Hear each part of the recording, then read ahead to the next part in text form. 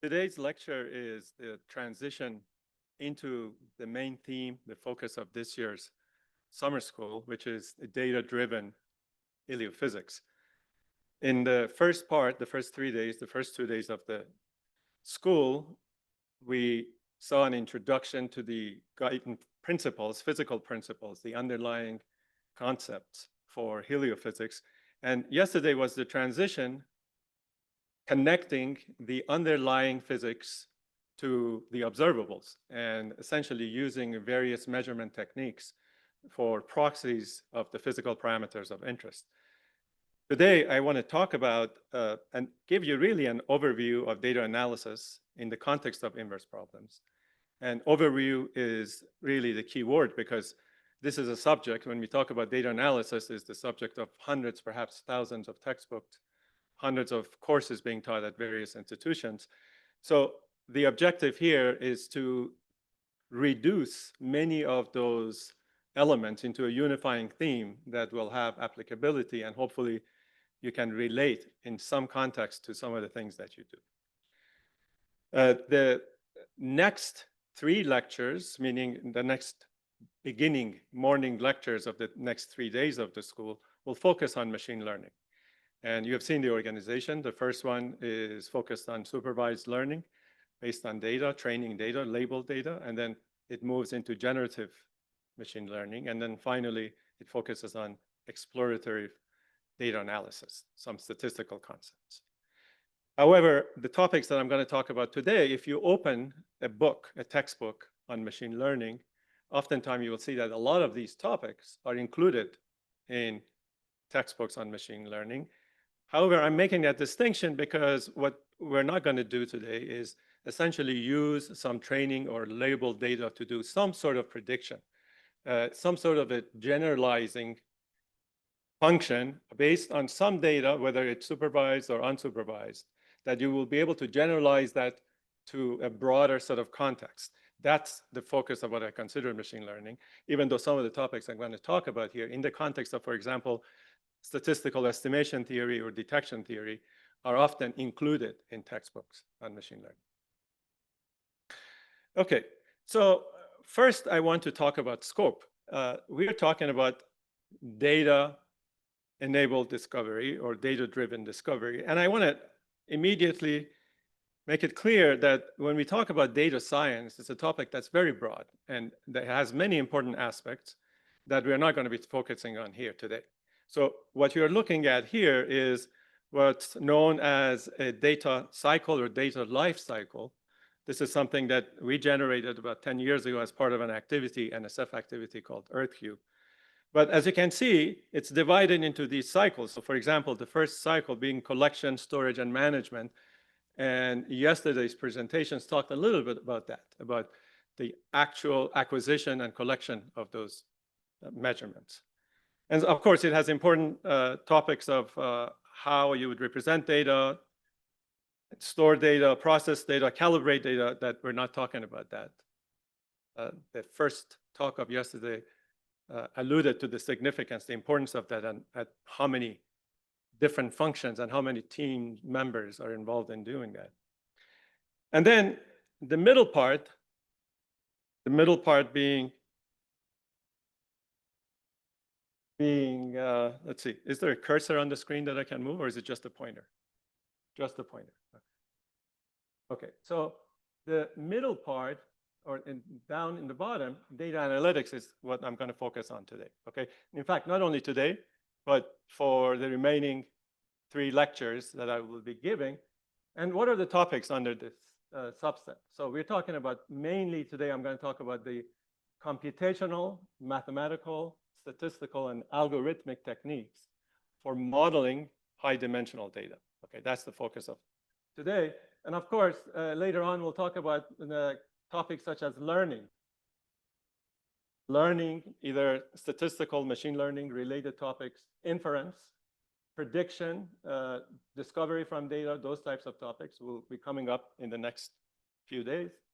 And of course, related to that is the topic of recognizing patterns in data, doing pattern recognition, understanding correlations, possibly causation. essentially connections that you find in a high-dimensional data, okay? And the final thing that I'm not going to talk about is this notion of essentially data sharing, collaboration, a lot of talks that have to do with distributed processing of data, visualization, all of those things I'm not going to talk about, okay? So that's the scope of today's talk.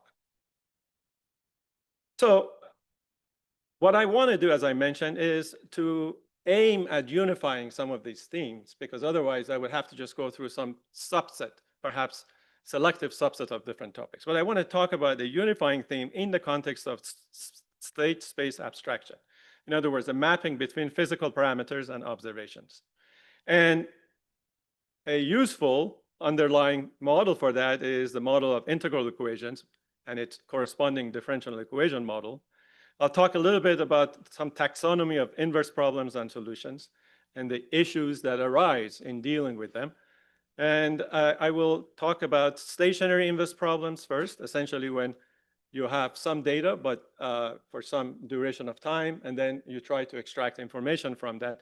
But then I want to transition, and there within that, I will talk both in terms of statistical and deterministic models. The deterministic model uses variational methods for solving inverse problems, and typically they are approached using methods of optimization. So it uses concepts from optimization theory and variational calculus. And then the statistical estimations are based on foundations of probability theory and random processes.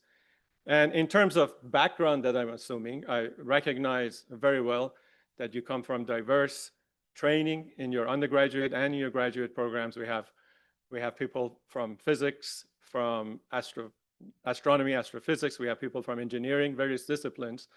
And so the curriculum that you've gone through is different, but what I'm assuming in terms of background is very basic linear algebra, very basic probability theory at the undergraduate level. And I will try to build up everything from there. But for the reason that I just mentioned, I hope that you feel comfortable to just interrupt at any point, because my preference is that we all are on the same page, because things accumulate and we want to avoid this snowball effect, okay? So by all means, feel free to stop.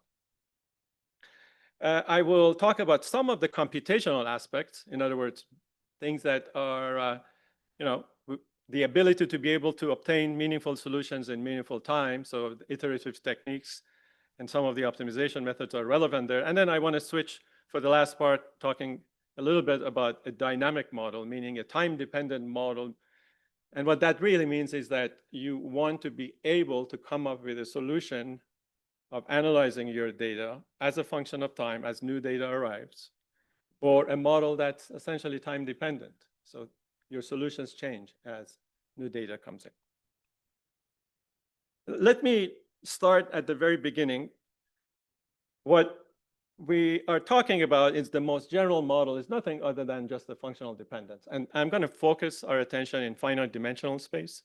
Every now and then I will go to infinite dimensional models, but finite dimensional space. So suppose you have this is essentially your state, the variables, physical parameters of interest, and suppose that they reside in an n-dimensional space, okay? At this point, it doesn't matter, real complex. Let's just assume that it's an n-dimensional space.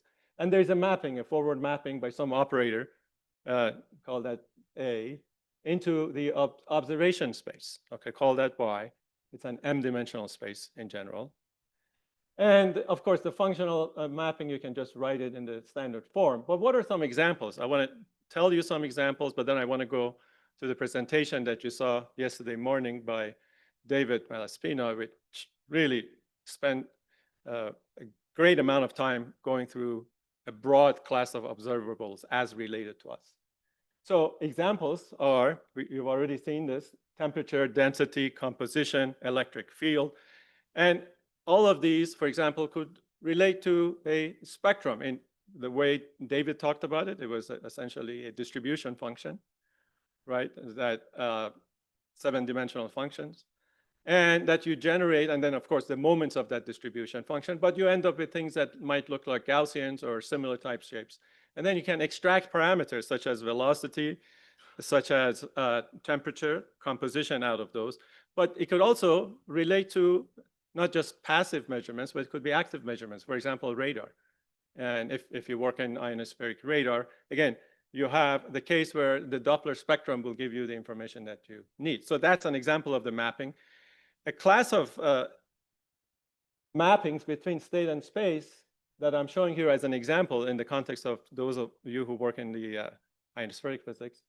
Electron density, or total electron content. Related to that is, for example, in examples that we see electron density, that in the three-dimensional specification of electron density in the solar corona from brightness measurements, okay?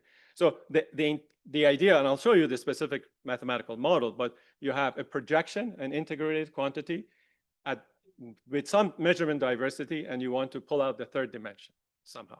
But that's the mapping, so that's the mapping that we're talking about. In the optics, your state might be volume emission rate, and your observation, your measurements would be photometric brightness. And of course, what relates the two is a set of, for example, the radiative transfer equations that Tim discussed yesterday afternoon.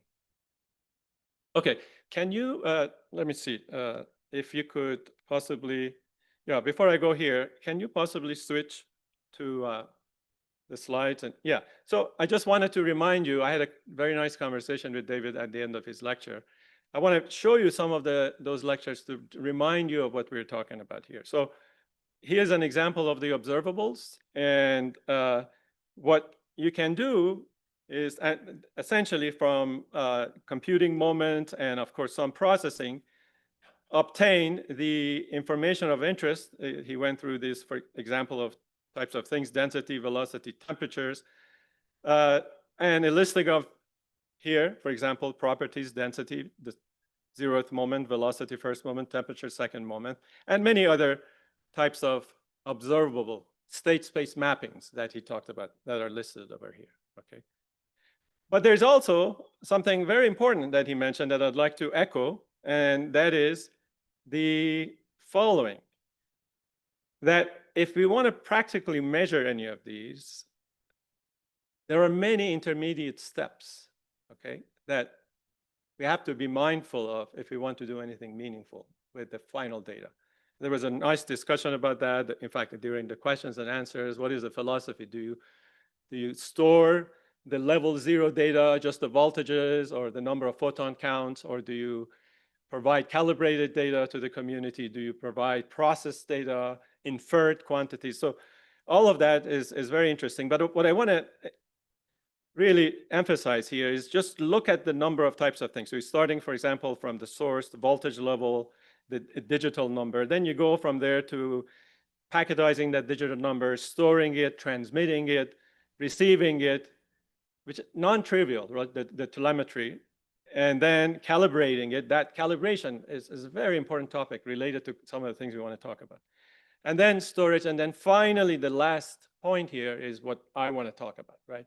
So it's just one piece of many things, and it's important to be mindful of exactly what goes into those, because it's a typical scenario where people look at data, even at the level of what in NASA terms would be going from level 1, which is calibrated data, to level 2.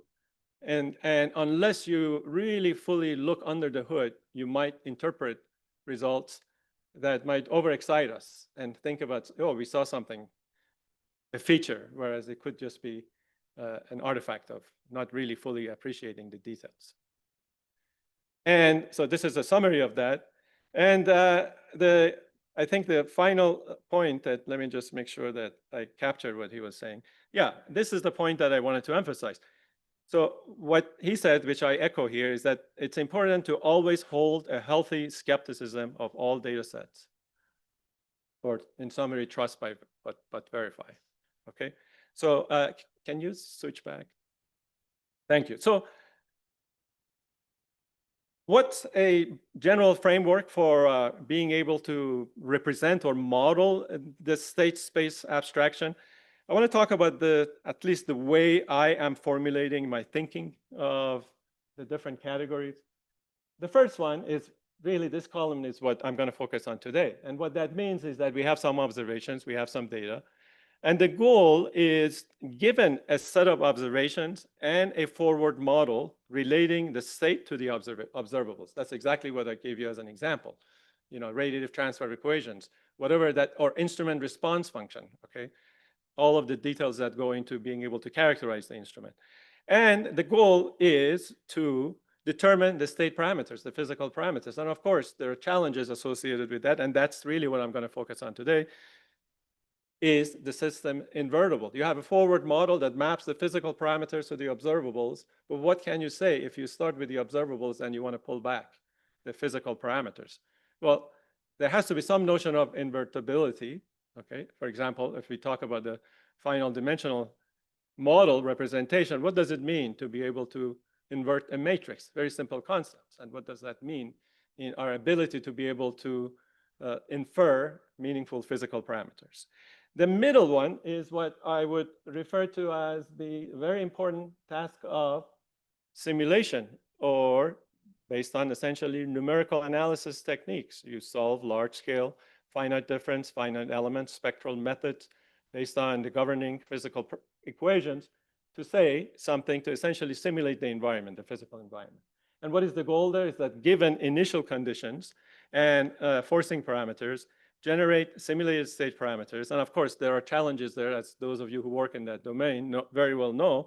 The drivers often need to be inferred, estimated from observations themselves. So you do need some sort of a parameterization of boundary conditions, initial conditions, and that itself requires perhaps solving an inverse problem, okay, or doing some estimation. And then the final task is the task that's going to be the focus of the remainder of this school.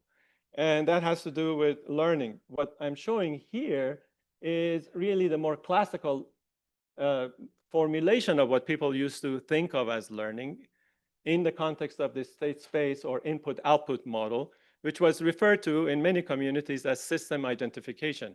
And what that really means is that if I have the observables and I have something that I started with, can I say something about the middle component, that operator, that generated the observables that I have from a set of inputs, okay? And this is really at the heart of what machine learning is and has become, except that in machine learning, the goal is not to explicitly solve for that middle system, okay? For that mapping.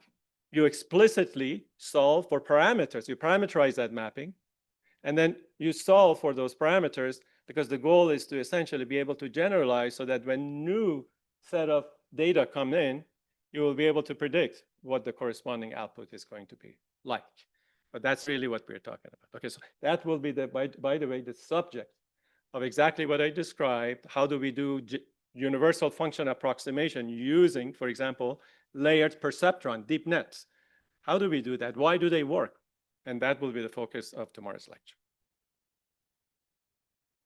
Okay, so the integral equation that I want to talk about is essentially, just in terms of notation, keep in mind we're talking about an X unknown quantity of interest, any of the physical parameters that we talked about earlier, density, temperature, composition, velocity, and Y of t observed measured quantity. And the general case is just a mapping of the form. It's basically the output, the observables are a function of, let's say, the functional mapping as a function of t and as a function of the input x at a different time, as a different lag, x of tau.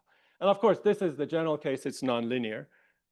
And of course, this is the case that will be the focus of our eventual development in tomorrow when we use function approximation with, for example, neural networks, okay? To be able to say something about this mapping. But today I want to focus on the simpler case. You can simplify this to a case that's still nonlinear, but additive. And additive model means that essentially the output adds up all individual inputs at any given time. But really, almost everything that I'm going to talk about for the remainder of today will focus on the linear observation model, which is based on this integral equation, okay, where you have an output observables, you have an input quantity of interest that you want to obtain, you want to solve for, and you have something in the middle usually referred to as a kernel. We already talked about it. It could be, in the case of observations, an instrument response function.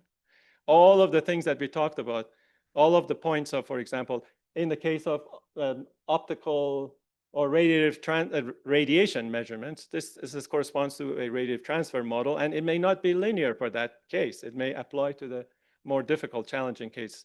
And there are, of course, techniques for dealing with those as well. But this represents, if I were to have finite limits on this integral equation, this would be something that's referred to as Fredholm integral equation of the first kind. There are many such integral equations. If you open up a handbook of mathematics, you find Volterra equations, which is by the way, name of a very beautiful village in Tuscany, right, Marco? Volterra equations. Eigenvalue equations. There are many such equations, and each one of them has its own characteristics and models a different physical phenomena, and the computational solutions for them varies, but they all share some common themes in terms of how you would solve them. And notice another thing, that this model, the general model, corresponds to a kernel for example, maybe in some electromagnetics, computational electromagnetics, they may refer to as Green's function. But notice that this in general is translation varying. It's not translation invariant. It is not shift invariant. I'll talk about that specific case that corresponds to everything we do with signal processing, harmonic analysis, Fourier transforms, all of that corresponds with a special case here, okay? But the general case is not translation invariant. The development on essentially integral equations and operator theory, there's a beautiful treatise that goes back to the 1940s and 1950s by a textbook that some of you may have used, because it's one of those books that a lot of people who did theory or mathematical physics had them in their shelves. It's a 2-volume book by Courant and Hilbert. It is essentially primarily was written by Courant after he moved from Göttingen to NYU and established the institute that many of you have heard about, the Courant Institute. And this 2 volumes really goes through PDE, integral equations, operator theory, and was really extremely influential for many things that happened after that for solving PDEs, for that entire community, for solving inverse problems.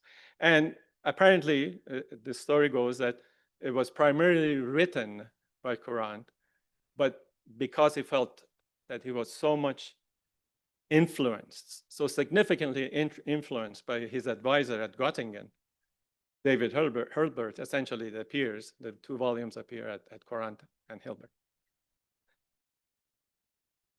Okay, so let's look at some examples. The classical class of problems, again, on each one of these, there are textbooks. Okay? There's the inverse source problem, which corresponds to the determining source distribution X from measurement emitted radiation Y. So you can see the general form of the partial differential equation, with K being the wave number of emitted radiation. And the point that I'm making here is essentially this has a corresponding integral equation. Okay, you can, for example, take the Laplace transform and then term by term and arrive at the integral equation. And the integral equation has the familiar form of having the kernel, which is in this case translation invariant. Okay, and solving that integral equation amounts to essentially solving the corresponding inverse source problem. Similar problem, heat equation, or related to that diffusion equation. And in this particular formulation, I'm talking about not necessarily just the forward simulated version of it, but an inverse formulation of it, which corresponds to defining the problem as determine the function y of S0, the initial state, okay, at the beginning of the diffusion, call that x of s, from y of s at some time later, some t time later. So you observe it, and then you want to pull back the initial state. And of course, the governing differential equation is listed. But again, you can write the corresponding integral equation. And again, this is the t function of t and function of the spatial variables. In this case, you arrive at a kernel that essentially looks like something that looks like a blur that might have a Gaussian shape or a similar shape to that, a variation on that theme. What do I mean by a blur? This goes to the topic of convolution. So what do I mean by a blur kernel? What does that mean?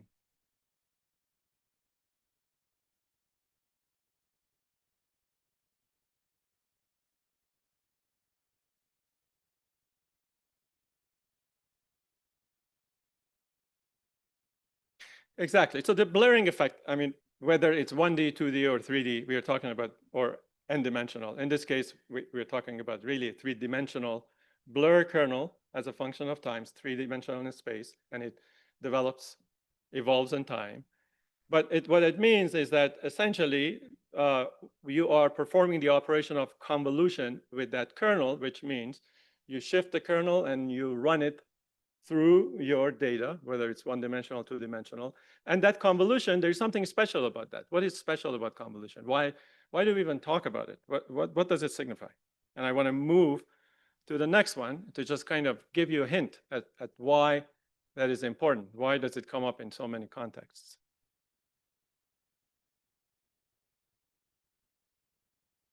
Is there anything special about convolution?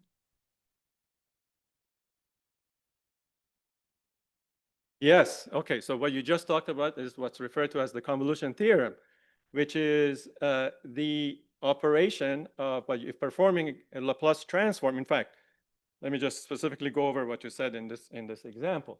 If you start with here, you can see just an ordinary differential equation, what we refer to as the constant coefficient differential equation, with the corresponding coefficients and differentials. If you take the Laplace transform, as you mentioned, of each term, you end up with the coefficients B and A, and possibly multiplication by essentially a complex quantity, e to the power of negative IT, or J if you're an electrical engineer. But essentially S being the complex variable, right? And you end up with terms of that complex variable, depending on the differential for second order. You end up with essentially something that's raised to the power of 2 and so forth and so on. That's the model of your differential equation. And of course, if you collect the output terms in that differential equations, the Laplace transform of that, so Y, capital Y of S is the Laplace transform of the output terms, and you divide it by the Laplace transform of the input terms, you end up with something that's referred to as the system transfer function, or if you actually evaluate it or interpret it as a notion of a frequency and some physical parameter, a frequency response, okay? Something that captures the input-output relationship when your system is modeled in terms of this linear differential equation relationship. And where convolution comes into play is that you can actually show that for these types of linear shift invariant systems, the kernel is defined in the following way. So you basically, this is the kernel, you've just flipped the kernel, you run it through the input, and you obtain the output. Okay, that's the convolution. Where there is one other missing puzzle in this very common, prevalent model that I'm not talking about, right? What are the basis functions in this representation when we talk about harmonic analysis? It's a transformation, right? So we are talking about a transformation. The transformation is happening from, basically time domain, or in the differential equation model, you transform this through Laplace transform, which is a generalized Fourier transform. But what is the basis function that's used in that transformation? It's a fixed basis, right? As opposed to what I'm going to talk about later. What are those basis functions? Complex exponentials, right? Complex exponentials. And the reason why we can obtain this, the fact that now in the frequency domain, it's just a multiplication, right? The awkward operation of convolution becomes just an algebraic relationship, right? Addition. The reason we can do that is because those complex exponentials play a role in linear translation invariant systems. They are essentially the eigenfunctions of that systems, because if you have a complex exponential coming through, all you have to do is to just compute this convolution for an x that's a complex exponential. At the output, you get another complex exponential with just some scaling factor. So for that reason, they play a special role in this model. Okay. So, and by the way, of course, they have many implications. Everything that you have seen so far, up to maybe even now, when we talk about harmonic analysis and signal processing, in terms of the first operation that anyone would probably do with data, beyond just visualizing or plotting data, is probably look for the harmonics in the data. And how do you do that? You compute the Fourier transform. And you do that to look at the power spectra, the magnitude squared of your Fourier transform, to see the harmonics. And that is the basis of what we are talking about. But really, deeper than that, think about things such as super resolution. We can talk about super resolution, which is really at many of the things, devices that we have around us, automatically perform what I'm talking about. They do image deconvolution. You have movement. It removes the movement, the motion that you have, motion estimation. You have defocus when you have blur. You have an autofocus on your devices. You improve the resolution by essentially solving this sort of model where that kernel in a super resolution is just a sampling kernel, upsampling and downsampling, changing the scale. Okay, but all of that is happening, of course, in hardware these days. The algorithms are all embedded, but the mathematical model is exactly what I'm talking about. So it's very broad. Okay, and I want to talk about this particular what I have over here, because I want to show this as an example. And what you're seeing here is essentially the general topic of image reconstruction from projections. That means, also known as tomography, but essentially what you're seeing over here, your kernel, this is a delta function, Dirac delta function, x of t of s. It can be a two-dimensional or a three-dimensional. And what this delta function captures is essentially a transformation to some fixed angle theta, and you can change that angle, your orientation.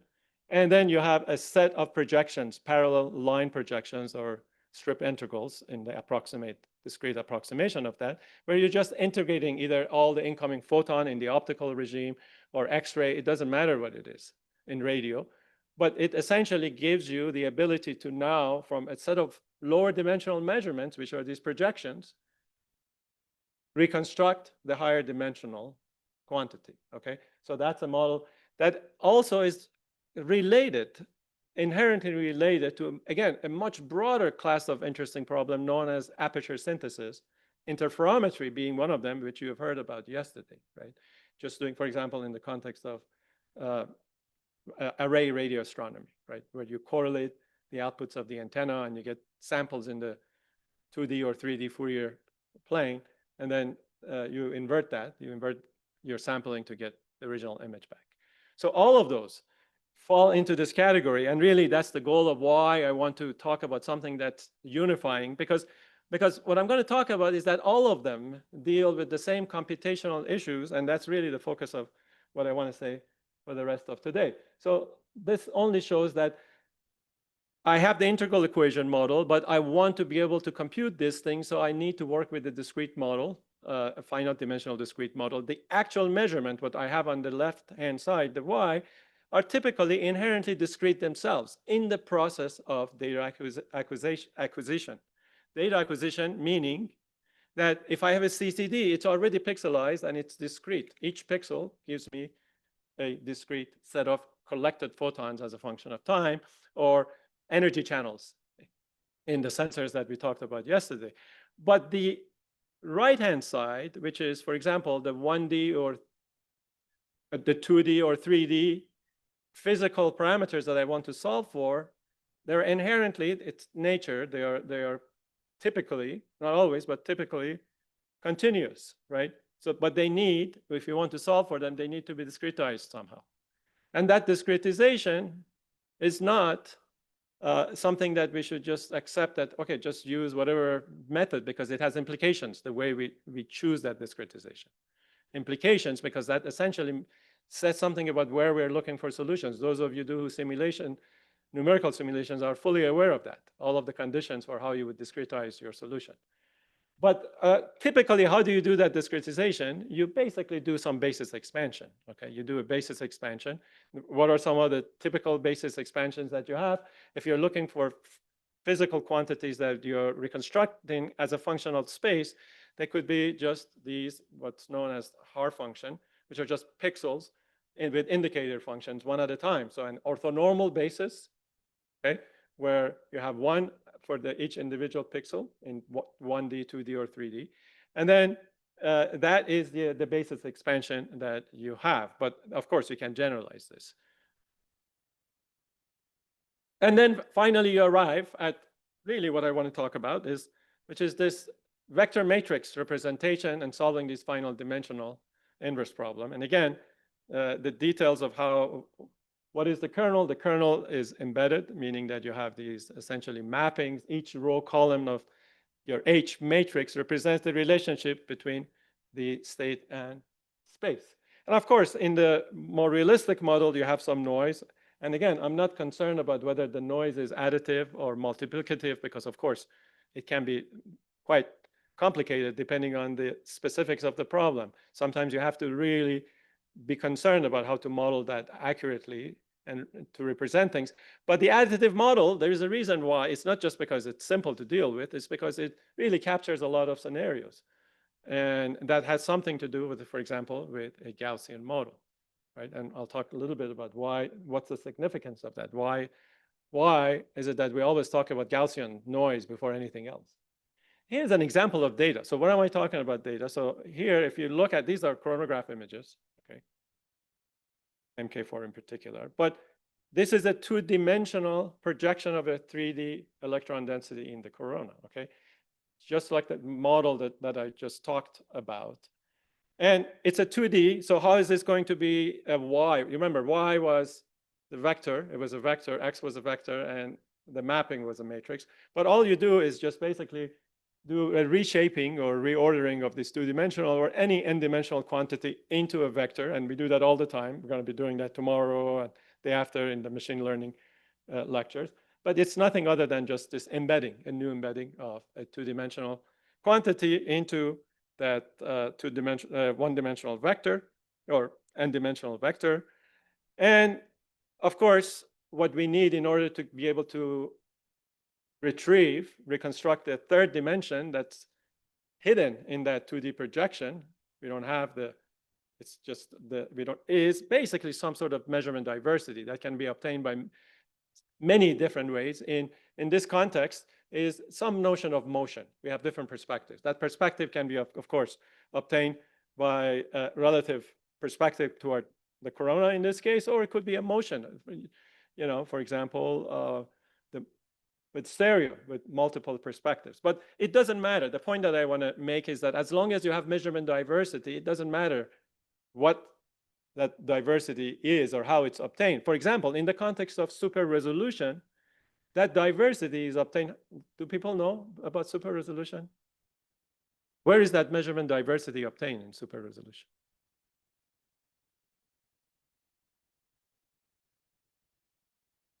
Yes, but exactly, that's the operation. But what physical thing captures that change in sampling?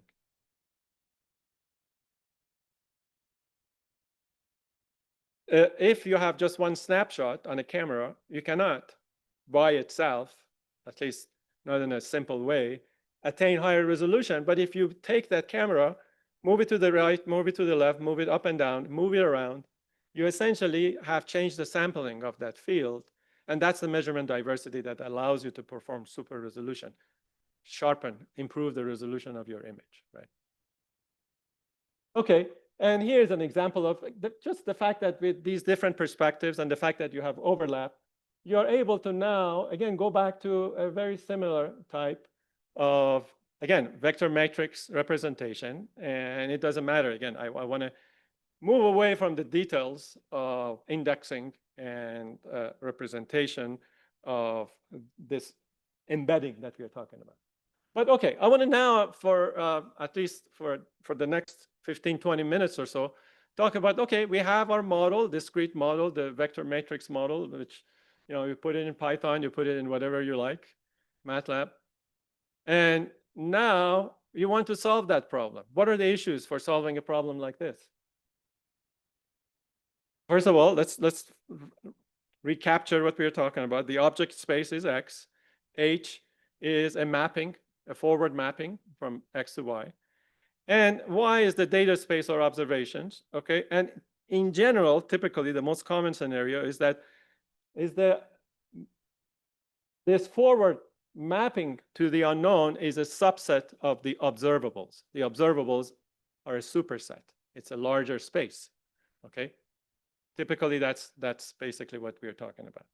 Okay, so any issues before I move on with okay, so what is it that I'm saying that you're given, let me be specific. You're given Y, you're given H. You don't always have the scenario where you're given H. Sometimes you have to estimate that. That's what's known as a blind inverse problem. And as I mentioned before, in machine learning, we don't even really learn H itself. We just learn parameters of that H and then try to understand the implicit relationship between X and Y. That's the subject of tomorrow.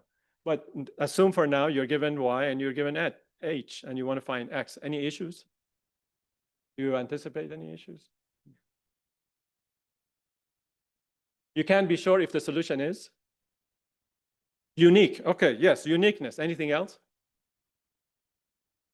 Inverse H may not exist. Okay, very good. Suppose you have an H that's invertible, and suppose that even though you don't have a unique solution, let's say you have infinitely many solutions, because you have less constraints than unknowns, so you have infinitely many solutions. Is there any other issue that can arise? Because what do you do in that case? Of course, you have to make a choice. If you have infinitely many solutions, you pick one. What do you usually pick? Typically, maybe one that has minimum norm, minimum energy, or something like that. But now you pick that, okay? And you manage to compute, inverse. I'm not going to talk about which functions and what they do in software packages, software environments we are interested in. It's always good to look under the hood.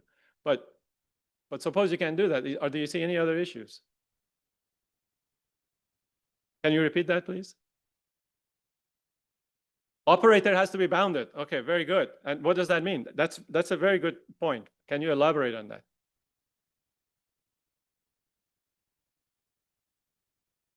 It's the notion of the fact that if it's not bounded, you can amplify with very small perturbations in your data, you can amplify the solution, okay? With, for example, a 1% perturbation in your data with noise, all of a sudden you may get 3 orders of magnitude change in the X that you're solving for. So that's the notion of conditioning, problem being ill-conditioned. Okay, all right, so let me talk briefly a little bit about what we mean by system invertibility. So, of course, there's a long history of over 100 years about what these things mean. So we have this inverse problem, and there's a notion of a well post. We've all heard these terms, but it's always good to know what really they precisely mean. A well post problem. What does a well post problem mean? In the sense that typically people in the inverse problem community attribute that to Hadamard. What does a well post problem mean? I mean, I imagine that many of us have used it, and we mean something by it, but let's all be grounded in so that we mean the same thing. What does it mean?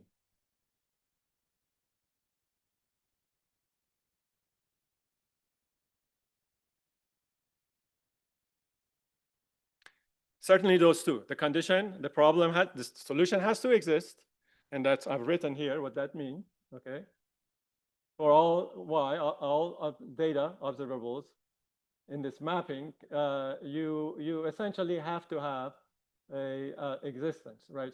So that you have a Y. So for all Y, there has to be an X such that that mapping is correct. That's the existence problem, right? Existence, yes. Uniqueness means that essentially if you have these two operators, two samples in your input, that has to imply that the inputs are the same. That's what that uniqueness means. And what about, is there anything else for will post problem?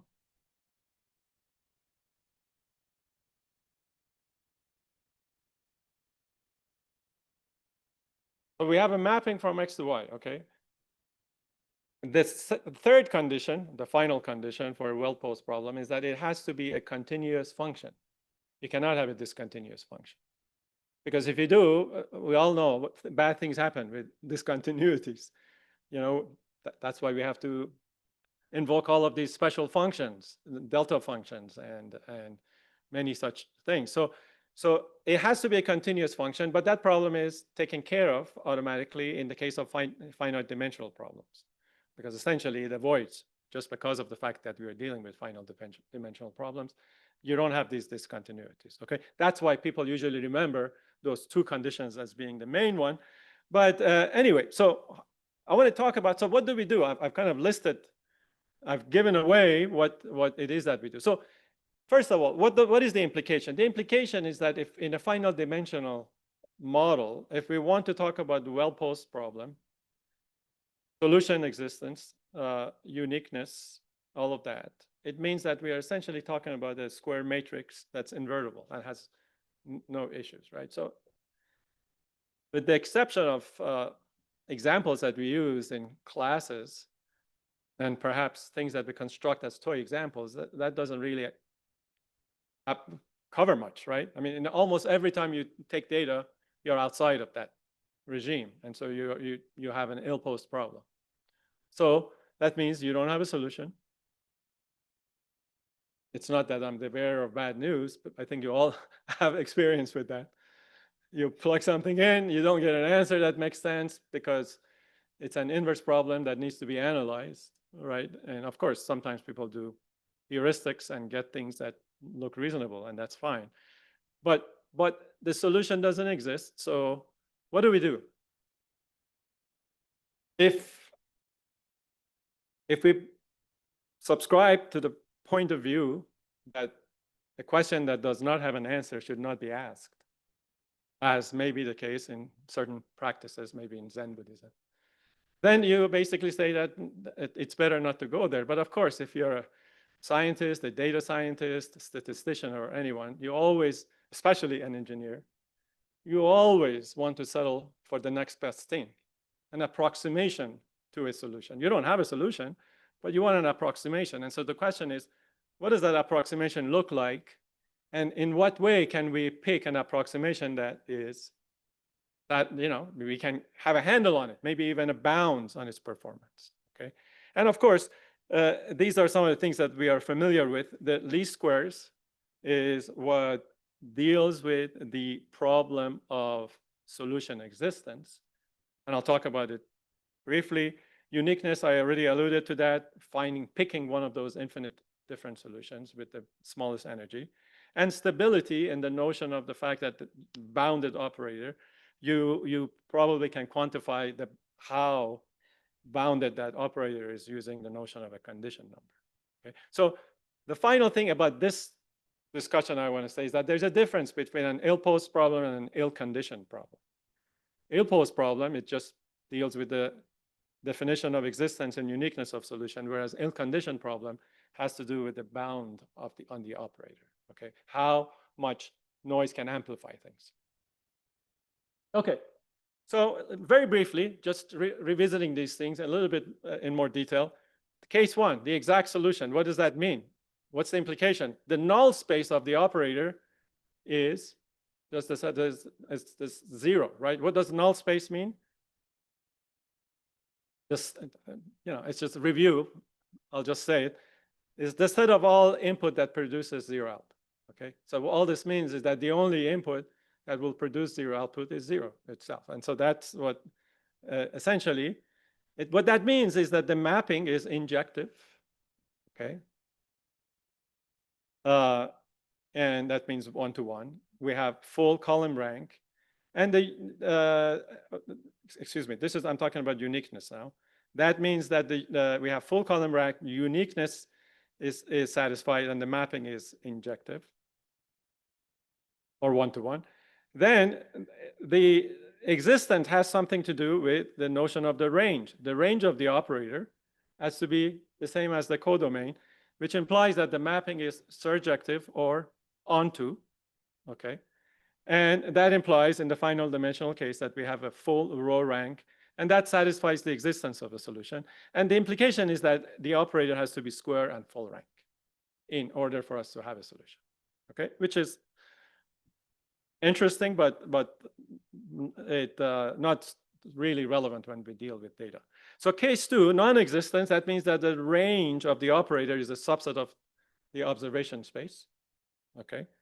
And the mapping is not surjective, and typically in a finite dimensional case that corresponds to an overdetermined system, okay? Without rank deficiency, because if you have rank deficiency, an overdetermined system can also become square or even underdetermined. And another way of saying that is that we have n degrees of freedom and m greater than n constraints, okay? So that's the non-existence. And the non-uniqueness is the case where the null space of H is not the set of only having the element 0 in it. And another way of saying that is that the mapping is not injective, and that corresponds in the vector matrix formulation that we have in an underdetermined case, okay? A wide matrix. The other one was a tall matrix in terms of the operator. Okay. So for the existence, what do? What is that next best thing when we don't have an answer, but we still want to go there and try to approximate the next best thing? Is to essentially, this is just one idea, is to find a solution that minimizes the length of the error vector. Okay, that we all know about, the least squares. In fact, I'm going to talk about very briefly about least squares tomorrow morning at the very first few minutes in the context of classification. Okay, not for estimation, not for estimating quantities, but for doing classification, which is the basis of what we're going to build up on concepts in machine learning. So this is some notation just so that we are all on the same page, because I'm going to use this. I'm defining a norm, a general L norm, and with this notation. In this case, for example, an L1 norm, all it means is just basically square root of the sum of the absolute values of the element. That's the L2 norm. And occasionally I may use a weighted norm, which is a weighting by metrics, which goes in between the quantity transpose, that weighting, and then the vector. So what is the error? How do we define the error to minimize it? Well, we want to minimize the error. And by this notation, all I'm saying is that the argument that it minimizes it, as opposed to the value of minimum itself. Okay, the argument with respect to x that minimizes the error, and which is the difference between y and hx. If you expand this norm notation that I used, it just means the difference transpose times that. Okay. What's the next thing to do? You just take this. In this case, you can analytically solve this. You just multiply this thing through. You have 4 terms, okay? One of those terms is not a function of x, which is y times y. And you have 3 other terms. You take the derivative of these vectors, you set it to 0, and you solve for essentially a solution for this least squares problem. And you end up with what are known as a set of normal equations, which is just H transpose x times the solution is equal to H transpose y, and then finally you just solve the least squares problem. So it's just H transpose H inverse times H transpose, okay? So that's the solution that's given by the least squares, minimizing the error in our estimate.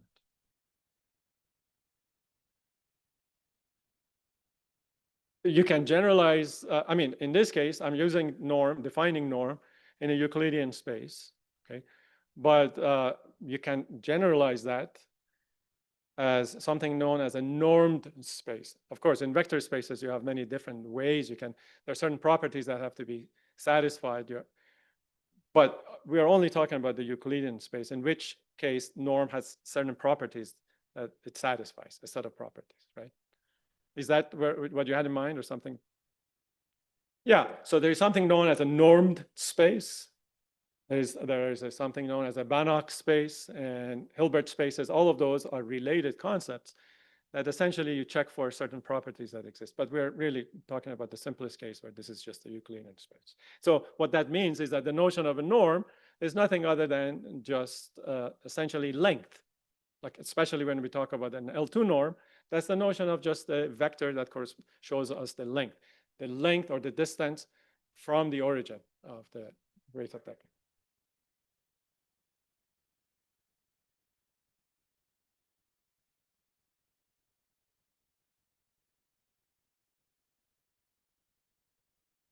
That's true. Yes, that is true, but that is beyond the scope of what I'm talking about today. We may have occasion to talk about that a little bit on Tuesday. Okay. Okay. So similarly, you can talk about weighted norms, which means that essentially, if the measurements that we have are not equally reliable, perhaps we can assign weights to the errors and just repeat the same process. So you can see that nothing changes. You put a W next to the error so that essentially you weigh the error vectors, okay?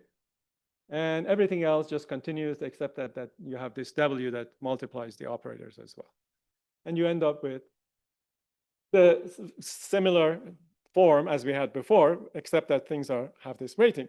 But of course, the obvious natural question is, where do the weights come from?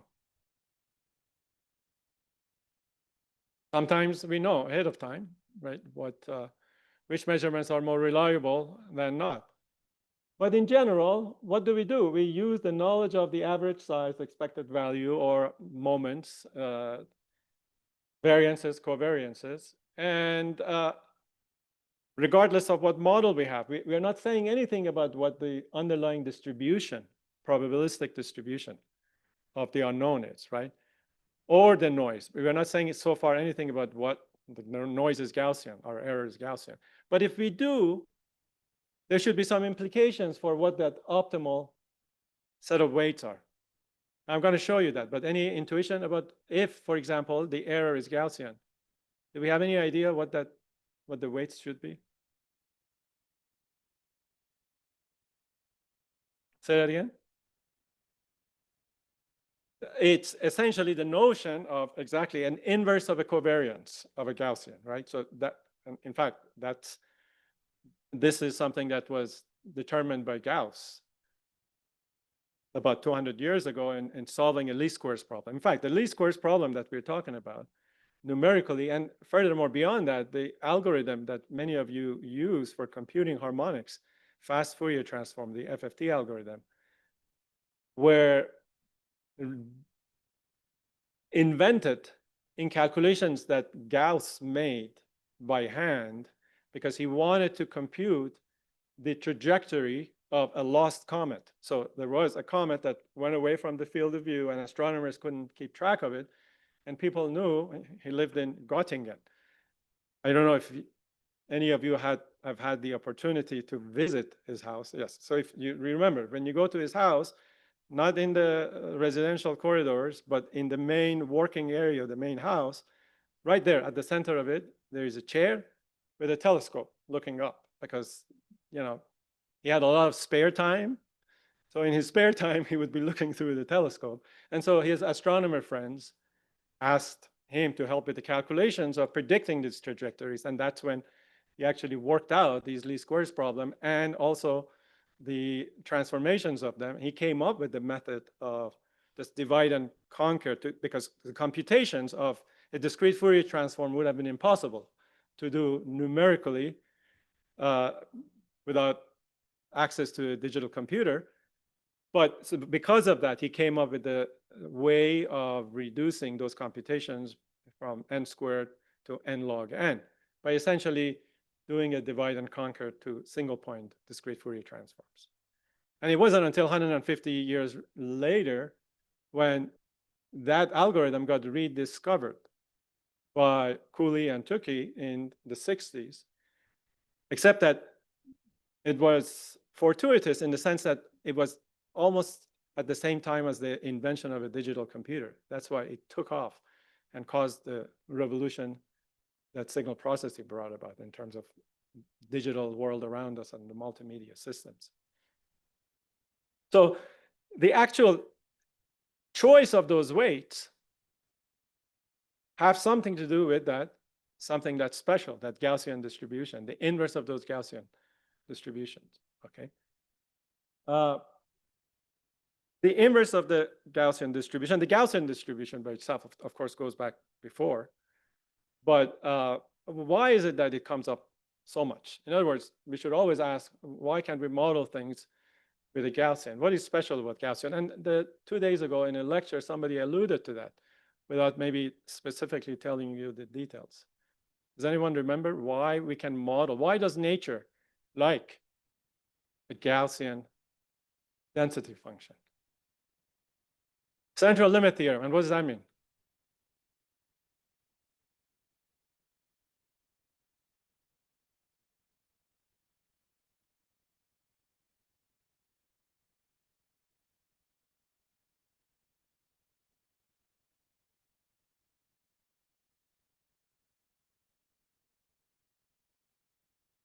Okay, yes, very good. Are there any conditions, requirements for that process? So I'll repeat what you're saying. You add enough random variables, okay, and eventually the distribution, well, you're saying that will look like this bell shape, like a Gaussian. So of course,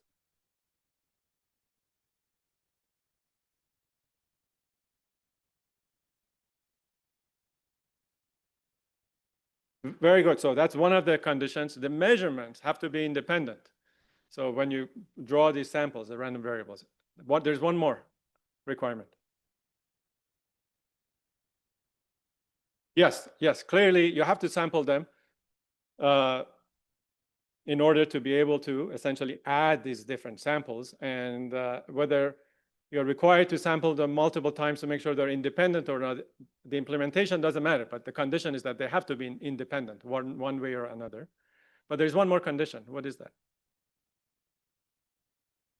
That's true enough, of course, but that's more asymptotic. The more you draw, the more it resembles a Gaussian, but there is a requirement.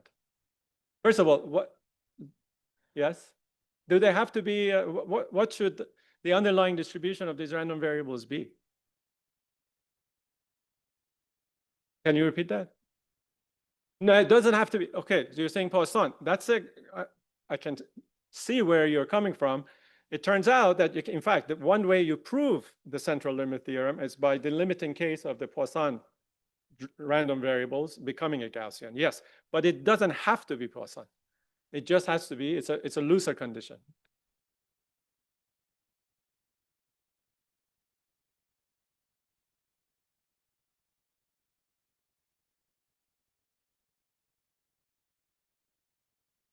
Okay. Okay. Very good. What you're saying, you're almost saying what I have in mind. You're basically saying that they have to have moments that are the same. You just said first order and second moments of them have to be the same. But really, it's slightly stronger than that. They have to be identically distributed. So they have to have the same density. They have to have the same probability density function, okay? Identically distributed and independent. As long as you have that, you add them, enough of them, and you end up with a Gaussian in the asymptotic case, okay? So that's why it's very important that we can model these as long as we have those conditions. But anyway, so I want to go back slightly to now generalizing instead of talking about the transformations in the context of a translation invariant model. I want to talk about the case that we don't necessarily require a translation invariant, and the tool that allows us to be able to capture that model is generalization of essentially the eigenvalue eigendecomposition that you have seen. The same eigenvalue eigenvector decomposition and the similarity transformation is essentially the exact same thing in the context of Fourier transform and the convolution theorem, because all we do is basically these inner products transforming, in the case of Fourier transform, with a fixed basis into a fixed representation basis. But if you don't have these shift invariant or translation invariant requirement, you need to do something a little bit more general, and that more general thing is captured by a transformation that you can think of it as a basis expansion into natural bases. What do I mean by natural bases? Basis functions that are decided by your variables, your x and y, okay? So you all know about eigenvalue, eigenvector decomposition. And how many people have encountered or dealt with singular value decompositions? So singular value decomposition is the generalization of eigenvalue, eigenvector decomposition for the cases where we don't have a square matrix. Of course, for eigenvalue, eigenvector, requirement is that you have to have a square matrix, right? If you don't have a square matrix, or if you have repeated roots in the characteristic function, that is what generalizes to essentially singular value decomposition. And all it does is, instead of having the vector of the matrix where you line up your eigenvectors, doesn't have to be the same on both sides. You have left singular values and right singular values, and there are some properties, but essentially it allows you, the significance, conceptual significance of it is that it allows you to transform your data into a generalized, sometimes you see in text, they call it generalized Fourier basis, because you're transforming it to a different domain. And that transformation, by the way, I'm going to talk about this a little bit more detailed with examples on Tuesday on the exploratory data analysis lecture. Because we're going to talk about dimension reductions and principal component analysis, which is related to this topic. But there, essentially what we're going to do is we're going to do a transformation that preserves length, okay? What is a transformation from a coordinate system? Think of the simplest case, not n-dimensional, two-dimensional. You have a transformation that is preserving length. What is the specific name of that sort of transformation?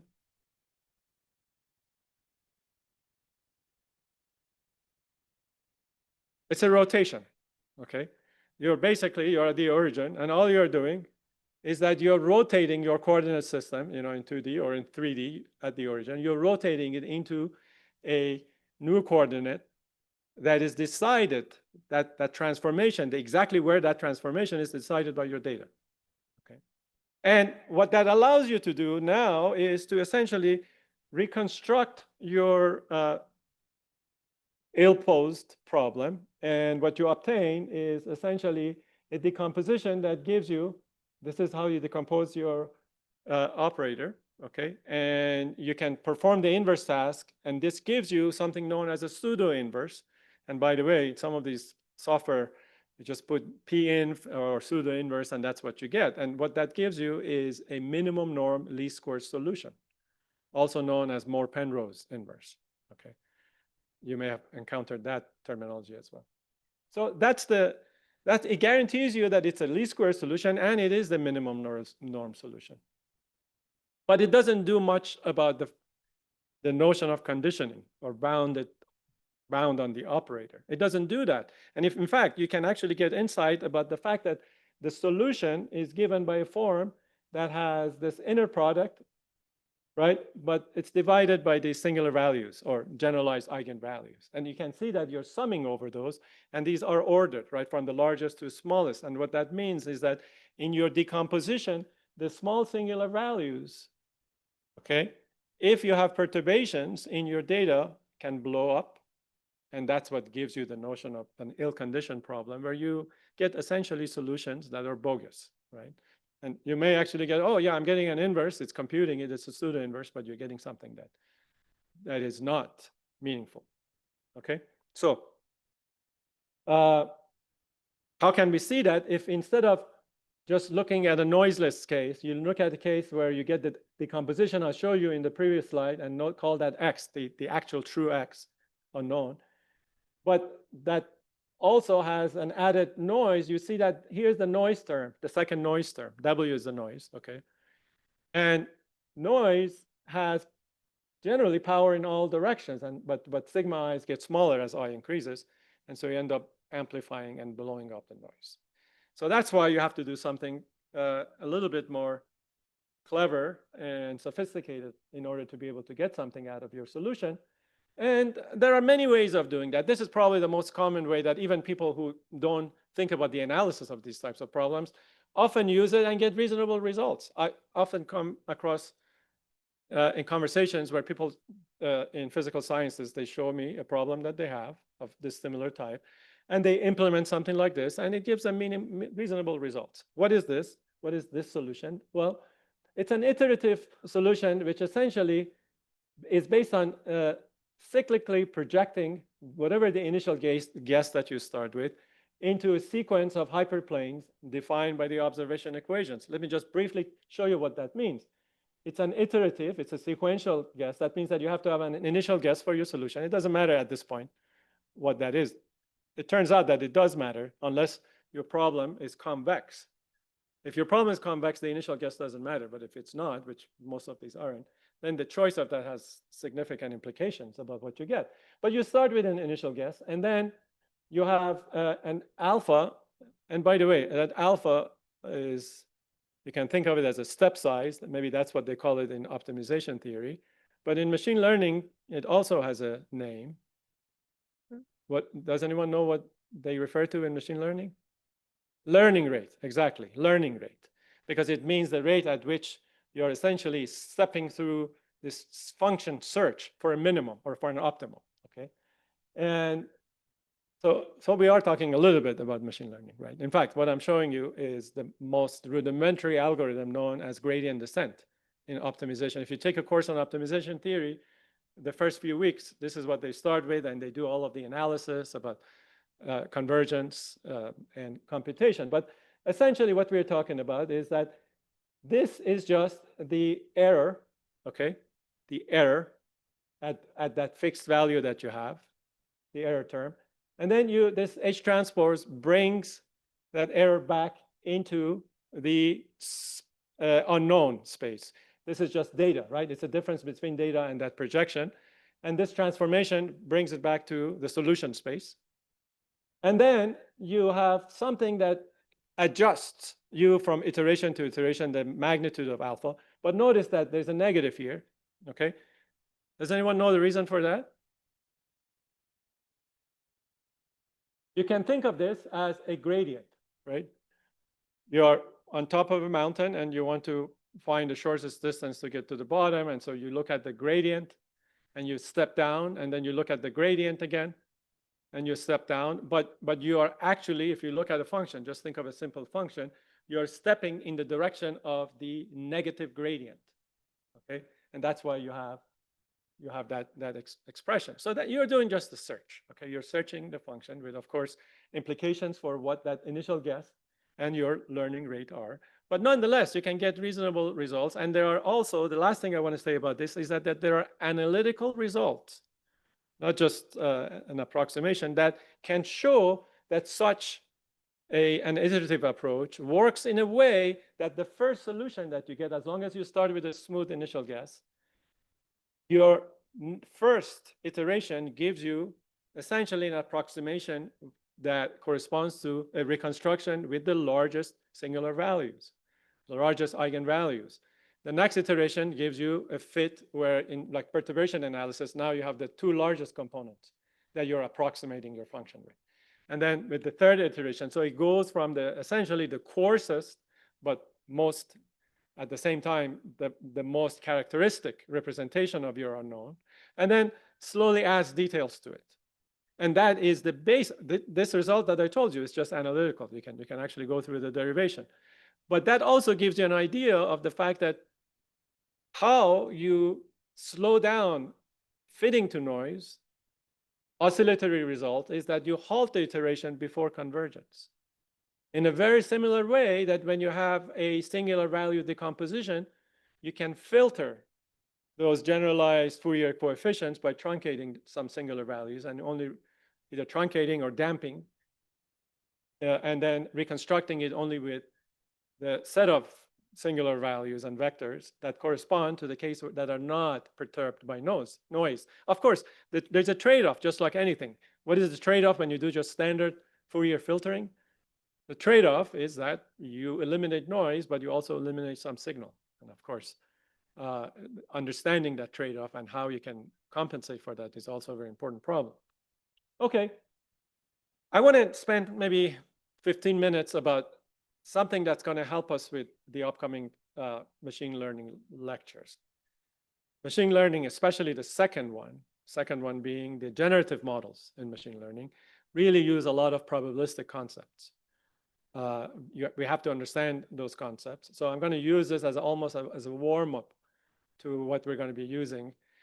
Some definitions and some notions of how everything that we have seen, at least in this context, has a stochastic interpretation, as a probabilistic interpretation. And why is that useful? There have been discussions and questions this week that I've heard about how do we characterize uncertainties in our reconstructions? What does it mean to be able to propagate errors? This framework essentially gives us the tools to be able to at least begin to think in that direction. So ingredients of exactly what we talked about so far are, we have now a stochastic system which has a random input. So these xi's are not just these vectors that we talked about, but they are essentially, it's a random process. And a random process is, many of you know, you have taken a stochastic process, these random processes, maybe in statistical physics, thermodynamics, or some other context. But it's essentially this x, each x sub I at a fixed time is a random variable, but now it's a random variable as a function of time. Okay, that's basically what we're talking about. And you're drawing these samples. And so you have an output random process, and then you have a mapping that's characterized by a conditional density, a conditional probability density. This conditional probability density, notice what it says, probability of y of t given x of t. What does that mean? That if we know what x of t being nature that produces those physical parameters, if we are given those, what is the probability of observing the data that we observe that corresponds to those physical parameters? Okay, that's the conditional probability. It's known as a forward model in a probabilistic sense, and it has a name. It has a name that, even if you haven't used it much, you probably have heard it in some context. Anyone know what that's called?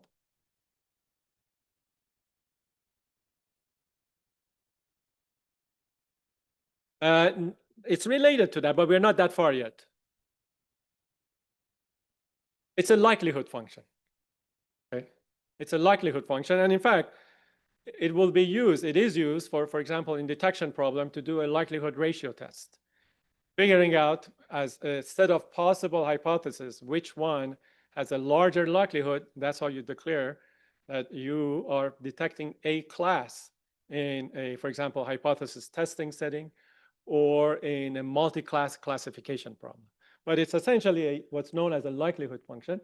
And okay, so in the observation, what do we have? We already talked about the stochastic characterization of the state parameters. Now, for example, the distribution function, the example that you saw earlier, right, from David's talk. And the forward model, I talked about the conditional density, which is a likelihood.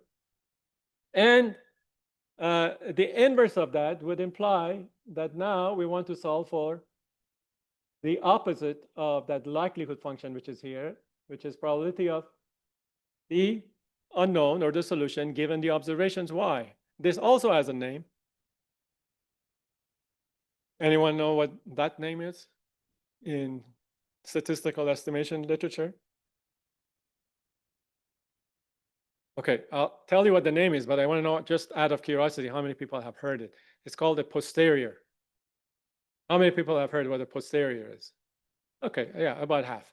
Likelihood, how many people have heard what likelihood is? Larger than posterior. Okay, the two are related by Bayes' theorem, which is what was alluded to, and I'll talk about that briefly. But okay, so we do have a model of the input-output operator in a stochastic setting, a probabilistic model. But what about the estimation rule? We have to have a rule, essentially, that corresponds in a deterministic setting to an optimization cost function, okay? Whether it was some sort of a constrained least squares or something of that flavor. But we need to have a rule. What are the rules? Well, the rule that goes back to what people talked about, Bayes' theorem being the basis of what's known as a maximum a posteriori estimate. That's the second one that's listed here. The first one could be essentially a different cost, minimizing mean squared error. So that's one cost. And this derivation, you can find it in any probability random processes text, that minimum is given by the conditional expectation of x given the data, okay? But usually this is non-tractable, it's nonlinear. And if you want to settle for a linear solution of that, you end up with something that puts an L in front of MMSE, linear MMSE. And that is given by a classical solution known as the Wiener filter.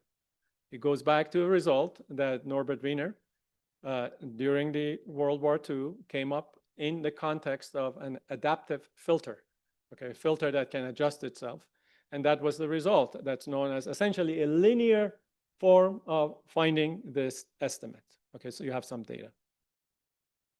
And the way we're going to talk about it is, instead of just going for that expectation, which is not tractable usually, we just solve an optimization problem. We want to maximize essentially that posterior. And you may already know what the connection between that and essentially, if your posterior is what you want, you end up with the likelihood times probability of X, normalized by probability of Y. That's what Bayes' theorem is. And we want to maximize with respect to X, so the denominator is inconsequential. So we just have to basically normalize the likelihood with the probability of X, which is a notion of, in statistics, referred to as the prior.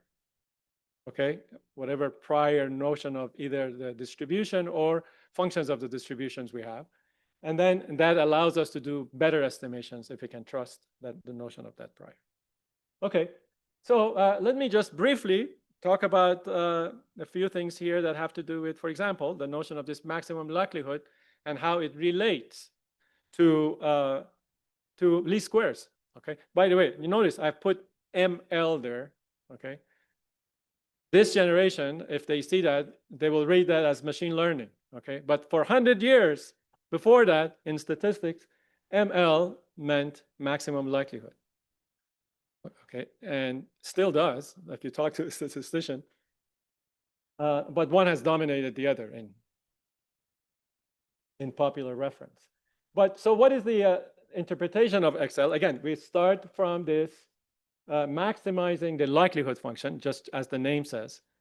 Okay, and if you make some assumptions about, for example, we have a Gaussian noise model, then what happens is that that conditional, that likelihood function itself is going to be Gaussian. Why? Because we have a linear function, right? Hx plus w. It's a linear function of noise, which is Gaussian distributed, which means itself it is going to be Gaussian. Linear combination of Gaussians are Gaussians. And because x is given in this conditional, that means it's not probabilistic anymore. It's fixed. Okay, that means that it has no covariance. The only covariance in that model is driven by the noise.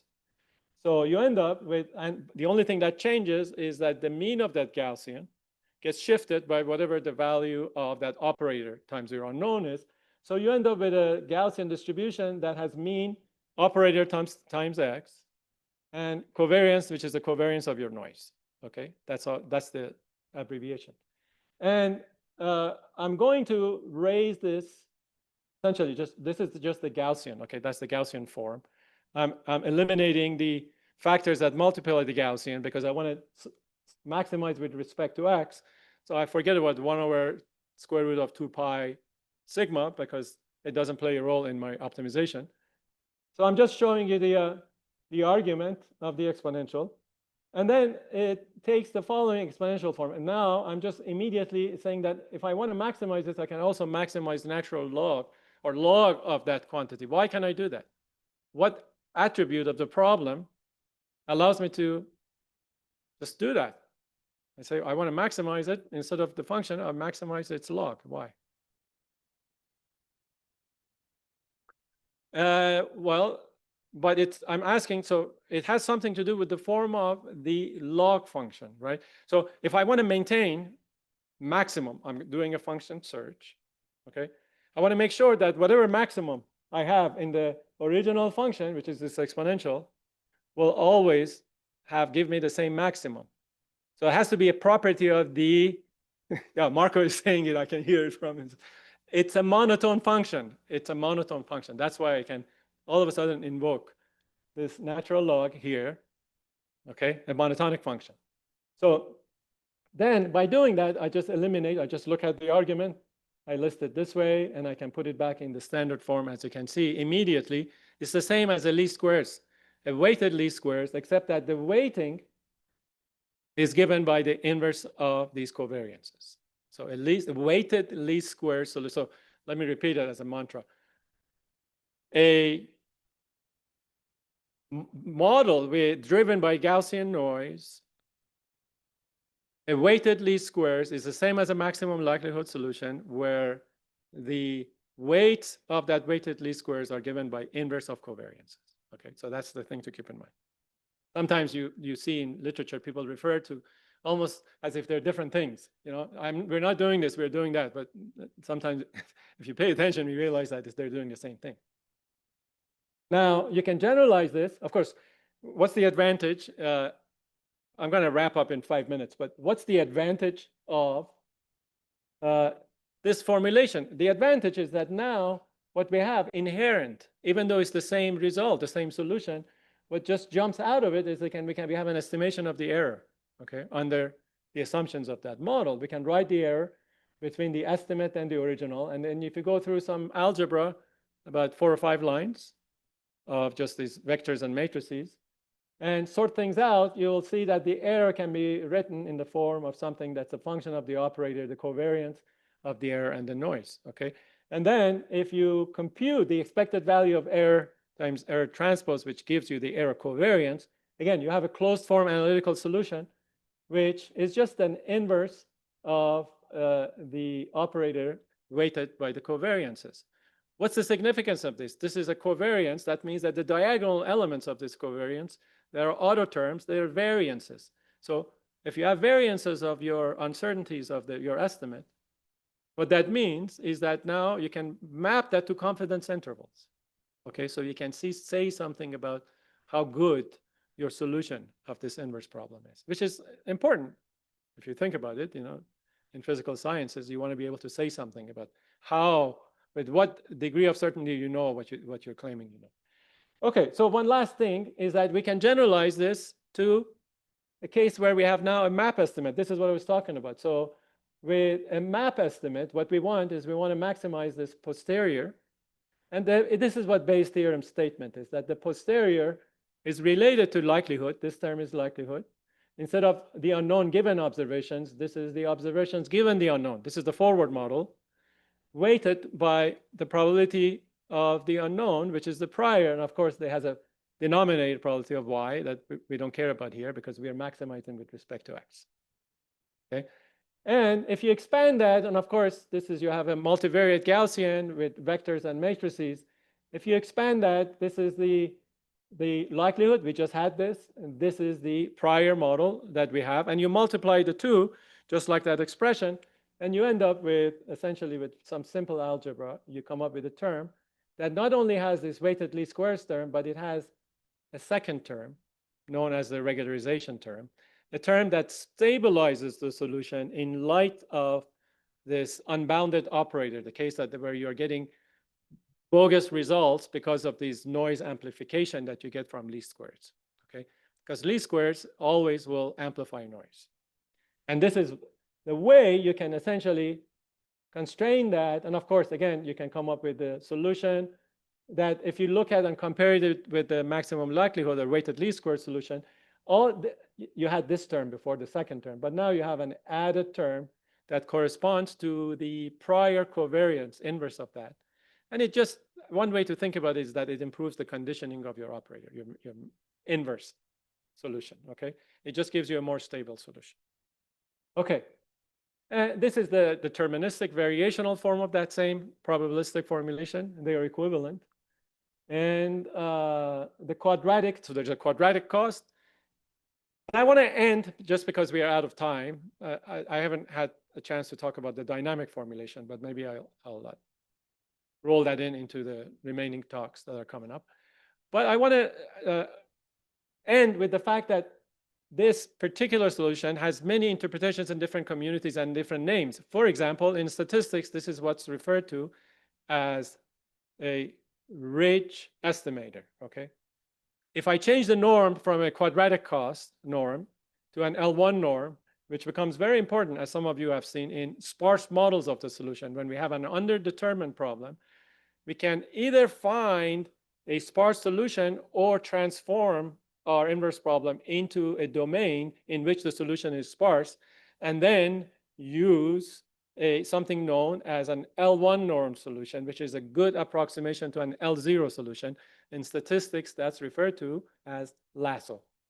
So you have the ridge regression, which is this quadratic form, and lasso, which is an L1 norm, and they all have their own justifications and utilities in order for us to be able to solve these kinds of computational inverse problems methodically and in a principled way. Okay, I'm going to stop here and ask questions.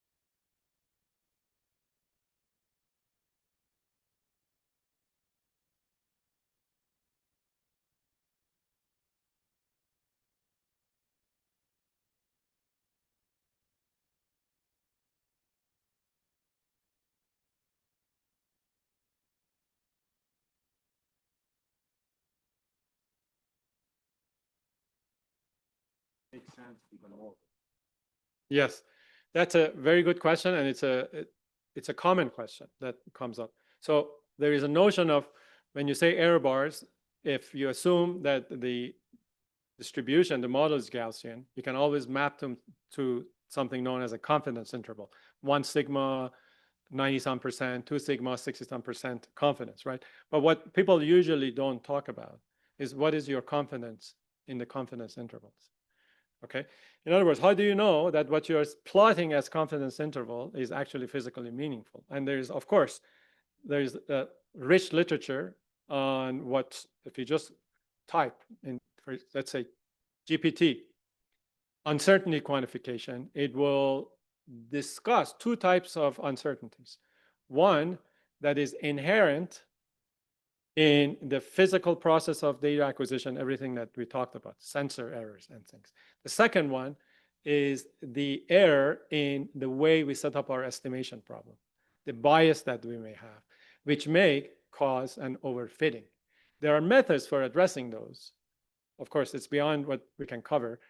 I'm happy to discuss them with you or show you literature, but if you just start by looking at uncertainty quantification and look at both the systematic error and the error that essentially is a result of biases introduced in our estimator, you'll find a lot of work that's been done along those lines. Essentially, I can tell you that the simplest way that people approach that, the overfitting, underfitting duality in the context of machine learning in practice, is through a method known as cross-validation.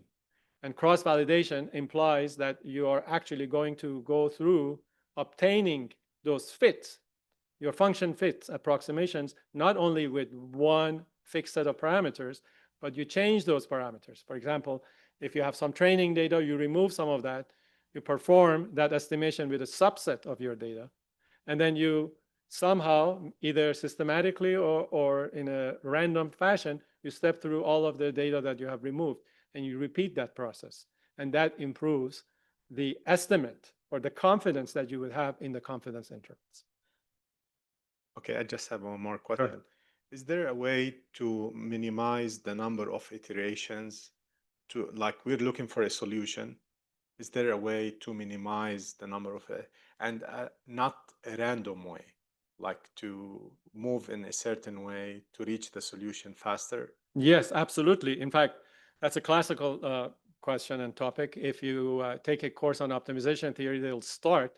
Okay, so the course is typically divided in unconstrained optimization before you move to constrained optimization, projection, Lagrange methods. But in the unconstrained, the two topics that they cover, one of them I touched upon, which is gradient descent, which is used in machine learning. The second one, which exactly addresses your question, is known as Newton's method. Okay, Newton's method, you can see that its convergence is much faster than gradient descent. But of course, it does not give you the same guarantees in terms of making sure that you reach the optimum with certain guarantees in terms of convergence. But it's much faster convergence. how does the Newton convergence affect finding the global or local minimum then? I can write down the specific form with it. It's basically, instead of just having this marching in the direction of the negative gradient, it generalized the notion of exactly where you need to march. And it has essentially an accelerated way of searching your function space with a particular form, analytical form that has certain properties. It essentially has a multiplicative. Does that include also a scheduler then? Like if you overshoot, for example, a global or local minimum then?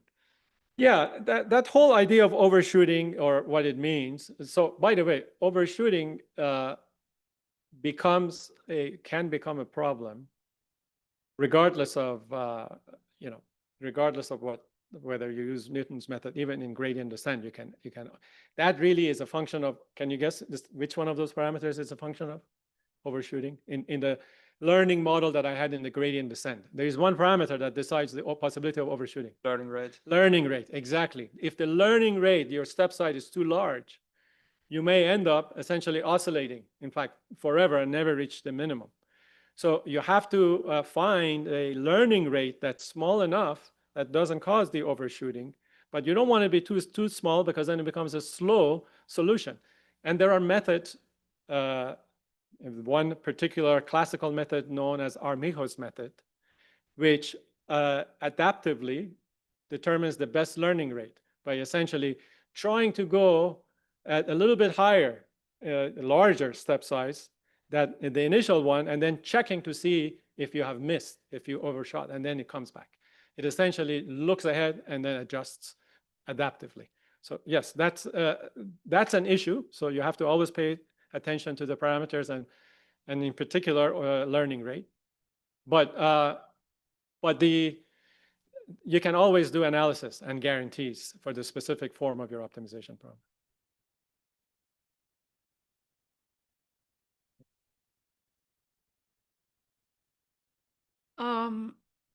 You said least squares amplifies noise, and I've always been told that, but I don't quite have an intuition for why it does that.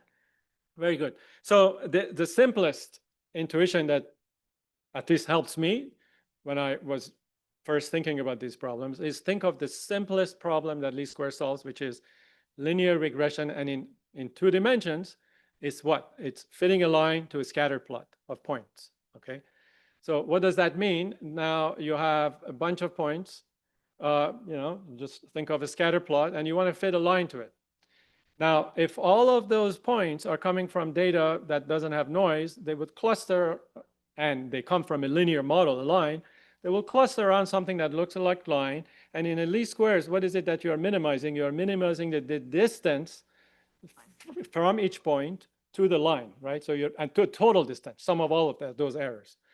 Now, suppose that instead of the data generating those, noise is generating that. That means that the noise, that those data points are not going to be clustered near that line. You will have outliers, what are known as outliers, right? So if you have, suppose you have a bunch of data that are all clustering around line, but you have 2 or 3 outliers that are generated from noise, not data. What happens to that line? When you are trying to minimize the total error, that's a much larger distance, right? So the line will change its slope. Maybe it's offset, but certainly its slope. It will change it so that it will fit the noisy data because it's farther away. So essentially, the farther away you are, the more erroneous your fit is going to be. That's an intuitive way of looking at it. But of course, we also analyze it using, for example, singular value decomposition, and how when singular values, the small ones, essentially amplify the noise term in your decomposition, in your transformation.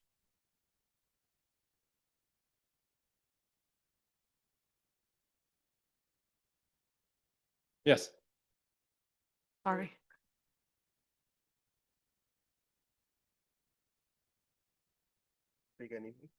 So when you consider the least square minimization, we inherently consider the error distribution to be Gaussian, right?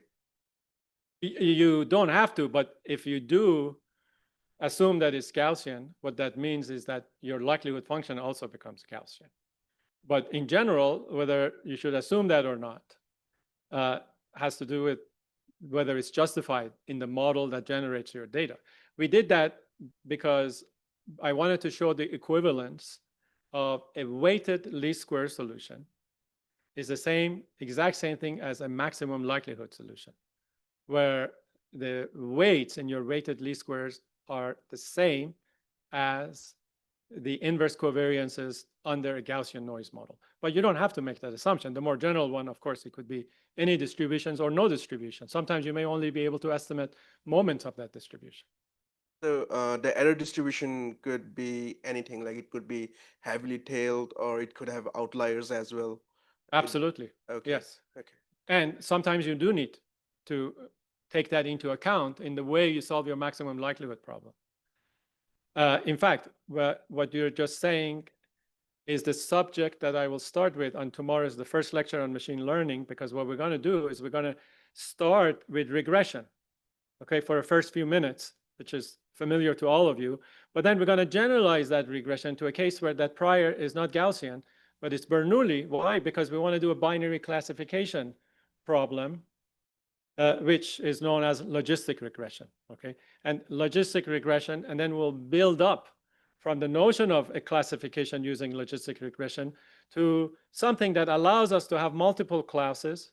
And in the limiting case where you have infinitely many classes, you end up with essentially a hyperplane that classifies a high dimensional function, and then you essentially approach the problem of function approximation, universal function approximation, and that's really what layered perceptron models do, and I'll show you that all of the developments.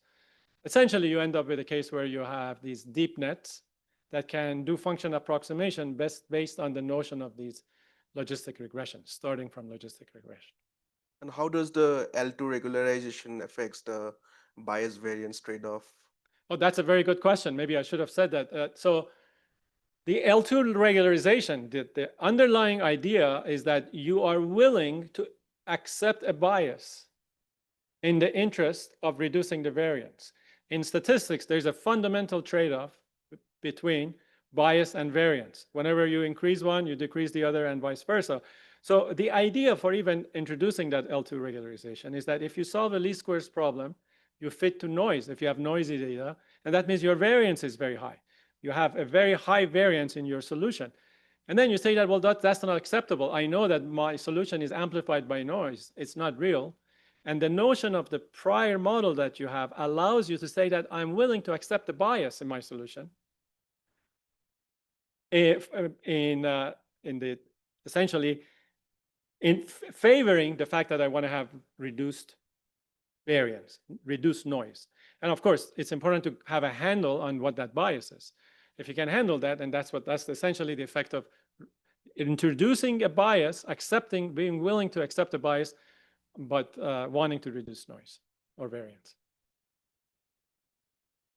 And by the way, that what you just talked about is universal, and not only in the case of this ridge regression, the L2 minimization. In statistics, you always have to make that trade-off, but appropriately in a principled way to get the best possible answer. And what are the other regularization schemes apart from L2? Well, the most common one, especially if you want to solve underdetermined problems, the problems for which you have more degrees of freedom than constraints, you basically change that cost of L2 norm to an L1 norm. And the reason, the justification for doing that is that you really want to search for a solution of L0 norm. L0 means just searching for essentially non-zero elements in your solution. That's by definition, and that means a sparse solution. Why do you want to find a sparse solution? Is because many solutions are either sparse, or you can, through areas that Alex could tell you about, compressed sensing, which was a big topic in many communities for several decades, you can come up with transformations in which you take your data into a sparse domain. You transform it into a sparse domain, and then you will be able to solve an L1 minimization problem. In statistics, that's referred to as lasso. So if you look up lasso, you'll see. And this is a bit different. Maybe I'm wrong in assuming this. So when you consider PINs, physics-informed neural networks, so we change the cost function with a physics term, with a Lagrange multiplier. So can we think about the physics, the physics term as a regularization? Absolutely. And that's, in fact, what you just said is true. And in fact, you will hear about that tomorrow's lecture by Robert after the morning break. Okay, so the last half hour of his talk is going to talk about that, specifically that. The idea that, so when we talk about things like ridge regression, lasso, these types of things, the entire idea of how we add that constraint to make our problems well conditioned are based on essentially structures, universal structures, such as smoothness, those kinds of things. But if you can come up with physics-informed constraints, then you might be able to get a better answer as long as those constraints based on your governing physics are justified in the context of the system you study. You'll hear about that tomorrow. Thank you. Beginning to think that maybe there's a lunchtime conversation. Like, I can,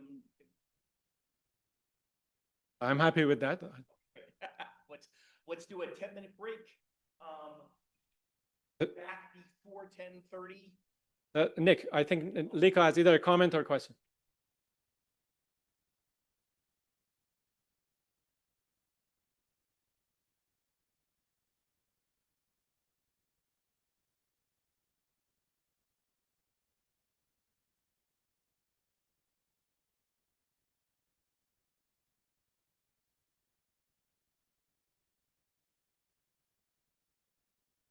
My pleasure. The starting point for me in mathematical physics is Courant and Hilbert. Do you agree with that, Marco? Yeah.